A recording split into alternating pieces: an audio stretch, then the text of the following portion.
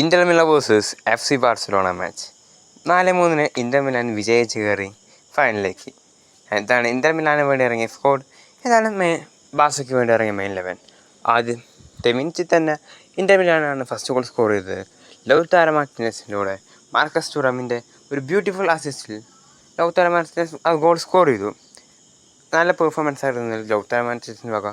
പിന്നെ Lautaro മാർട്ടിനസിനെ ബാർസലോണയുടെ player foul ചെയ്തതിൽ ജലഹനല്ലു before the half ടൈമിൽ ആ 2 ഗോൾ കൂടി സ്കോർ ചെയ്തു. പിന്നെ ഹാഫ് ടൈം ആയപ്പോഴേക്കും 2-0 സ്കോറാണ് ഇന്റർ മിലാൻ. അതിനുശേഷം ബാർസലോണ അറ്റാക്ക് ഗോൾ നടത്തി ആൻഡ് ഫസ്റ്റ് ഗോൾ അവർ എറിക് ഗാർസിയയിലൂടെ സ്കോർ ചെയ്തു. പിന്നീട് ഡാനി ഓൾമോൻ്റെ ഒരു ഹെഡറിലൂടെ അവർ ഈക്വലൈസർ ചെയ്തു. പിന്നെ 87ാമത്തെ മിനിറ്റിൽ അഫിനയുടെ ഗോളിൽ അവർ 3-2 ലീഡ് എടുത്തി. അഗ്രിഗേറ്റ് 4-3. പിന്നീട്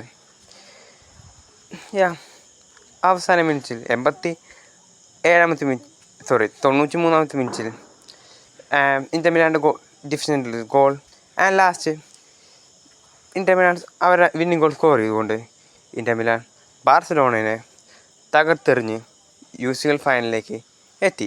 യാൻ സോമറിൻ്റെ നല്ല കിരൺ പെർഫോമൻസ് ആയിരുന്നു ഇന്നലെ. യാൻ സോമറുമായിരുന്നു ഇന്നലത്തെ man of the match. Finalist ഫ്രാങ്കിൻ്റെ എല്ലാ ബാർസലോണ നല്ലതായി കളിച്ചു. അപ്പോൾ അത്രേ ഉള്ളൂ.